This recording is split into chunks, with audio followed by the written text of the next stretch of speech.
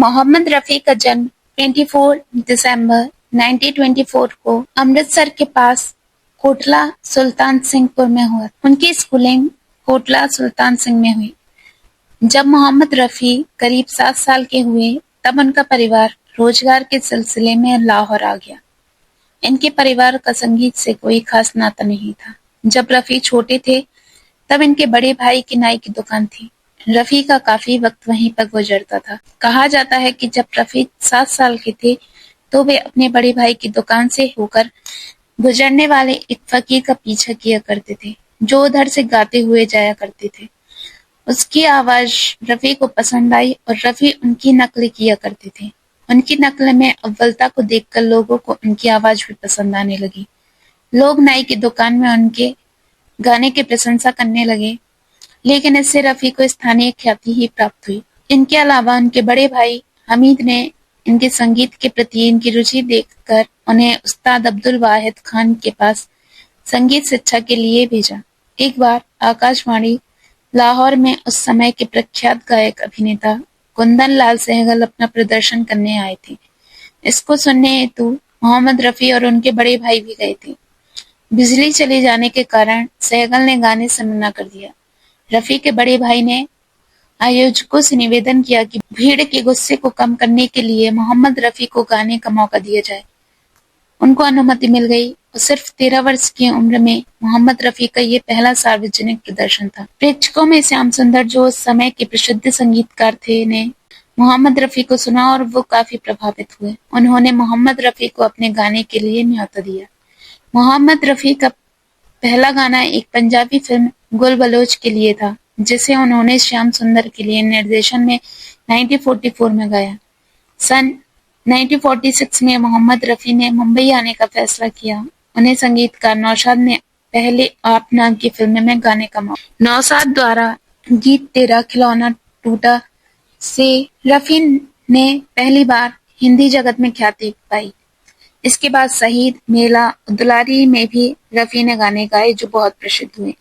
1951 में जब नौशाद फिल्म में बैजू बावरा के लिए गाने बना रहे थे तो उन्होंने अपने पसंदीदा गायक तलत महमूद से गवाने की सोची।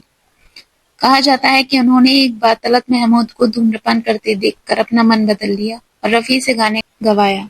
इसके बाद नौशाद ने रफी को अपने डायरेक्शन में कई गाने गवाए। लगभग इसी समय संगीतकार जोड़ी जय किशन को उनकी आवाज पसंद आई। उन्होंने भी रफी से काफी गाने गवाना स्टार्ट किया। जयशंकर उस समय राज कपूर की पसंदीदा संगीतकार थे और राज कपूर अपने लिए सिर्फ मुकेश की आवाज पसंद करते थे। बाद में जब शंकर जय किशन के गानों की मांग बढ़ी तो उन्होंने लगभग हर जगह रफी साहब का प्रयोग किया। यहाँ तक कि कई बार राज कपूर के लिए रफी साहब ने गाया।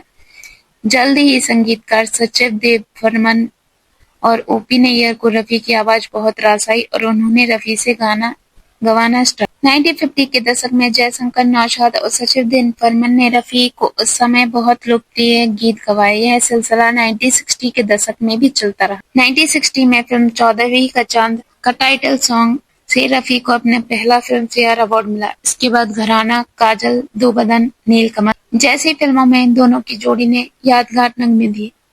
1961 में रफी को अपना दूसरा फिल्म फेयर अवार्ड ससुराल के लिए मिला। मोहम्मद रफी एक बहुत ही समर्पित मुस्लिम परिवार से थे और बहुत शर्मीले स्वभाव के थे।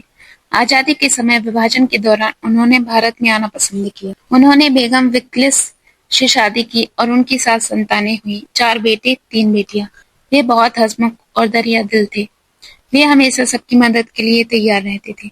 कई फिल्मी गीत उन्होंने बिना पैसे के लिए या बेहद कम पैसे लेकर गाए। अपने शुरुआती दिनों में लक्ष्मीकांत प्यारेलाल के लिए उन्होंने बहुत कम पैसों में गाने गाए। गानों की रॉयल्टी को लेकर लता मंगेशकर के साथ उनका विवाद भी उनकी दरियादिली का सूचक है। उस समय लता जी का कहना था कि गाने के बाद जो उन गानों से होने वाली आमदनी का एक अंश गायकों तथा गायिकाओं को मिलना चाहिए। रफी साहब इसके खिलाफ थे और उनका कहना था कि एक बार गाने रिकॉर्ड हुए, गायकों को उनकी फीस का भुगतान कर दिया गया तो उनको और पैसों की आशा नहीं करनी चाहिए। इस बात को लेकर दोनों महान कलाकारों के बीच मनमुटाव हुआ। लता ने रफी के साथ सेट पर गाने से मना कर दिया और बरसों तक दोनों का कोई गाना नहीं आया। बाद में अभिनेत्री नरगिस के कहने पर दोनों ने एक साथ गाना चालू किया और ज्वेल थी फिल्म में दिल पुकारे गाना। 1960 के दशक में अपने करियर के पीक पर पहुंचने के बाद के अंत उनके लिए सुखद नहीं रहा। 1969 में शक्ति सामंत अपनी एक फिल्म आराधना का निर्माण करवा रहे थे, जिसके लिए उन्होंने सचिव देव बर्मन संगीतकार चुना। इसी साल दादा बीमार पड़ गए। उन्होंने अपने पुत्र राहुल देव बर्मन से पंचमदा से गाने रिकॉर्ड करवाने को कहा। उस समय रफी हज के लिए गए हुए थे। पंचमदा को अपने फेवरेट सिंगर किशोर कुमार से गवाने का मौका मिल गया। उन्होंने रूप तेरा मस्ताना और मेरे सपनों की रानी गाने किशोरदा की आवाज में रिकॉर्ड करवाए। ये दोनों गाने बहुत ही फेमस हुए और इस गाने के अभिनेता राजेश खन्ना निर्देशकों और जनता के बीच अपार लोकप्रिय हुए। साथ ही गायक किशोर कुमार भी जनता तथा संगीत निर्देशकों की पहली पसंद बन गए। इसके बाद रफी के गायक जीवन का अवसान आरंभ हुआ। हालांकि इसके बाद भी उन्होंने कई हिट सॉन्ग दिए, जैसे ये दुनिया ये महफिल, ये जो चिलमन है, तुम जो मिल गए हो। 1977 में फिल्म हम किसी से कम नहीं के गीत क्या हुआ तेरा वादा के लिए उन्हें अपने जीवन का छठा और अंतिम फिल्म फेयर अवार्ड मिला। मोहम्मद रफी ने अपने जीवन में कुल कितने गाने गाए हैं, इस पर कुछ विवाद रहा है। 1970s के दशक में Guinness book of world record ने लिखा कि सबसे अधिक गाने रिकॉर्ड का श्रेय लता मंगेशकर को प्राप्त हुआ, जिन्होंने कुल 25,000 गाने रिकॉर्ड किए। रफी ने इसका खंडन करते हुए गिनीज वर्ल्ड ऑफ रिकॉर्ड को एक चिट्ठी लिखी। इसके बाद गिनीज बुक ने दोनों गायकों के दावे के साथ प्रदर्शित किए। मोहम्मद रफी को 1944 से 1980 के बीच 28,000 गाने रिकॉर्ड करने का श्रेय दिया।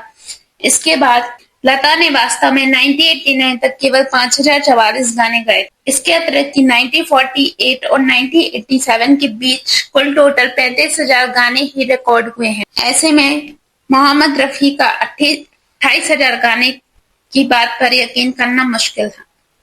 इसलिए 1992 में गिनीज बुक वर्ल्ड वालों ने दोनों के रिकॉर्ड्स को निरस्त कर दिया। मोहम्मद रफी को इंडस्ट्री में रफी या रफी साहब के नाम से बुलाते। वे हिंदी सिनेमा के श्रेष्ठतम प्लेबैक सिंगरों में से एक थे। अपनी आवाज की मधुरता और परास की अधिकता के लिए उन्होंने अपनी अलग पहचान बनाई है। इन्हें शहंशाह तरन्नुम भी कहा जाता था। मोहम्मद रफी की आवाज ने अपने आने वाले सिंगरों को प्रेरित किया। इनमें सोनू निगम, मोहम्मद अजीज और उदित नारायण का नाम। रफी साहब का निधन 31 जुलाई 1980 को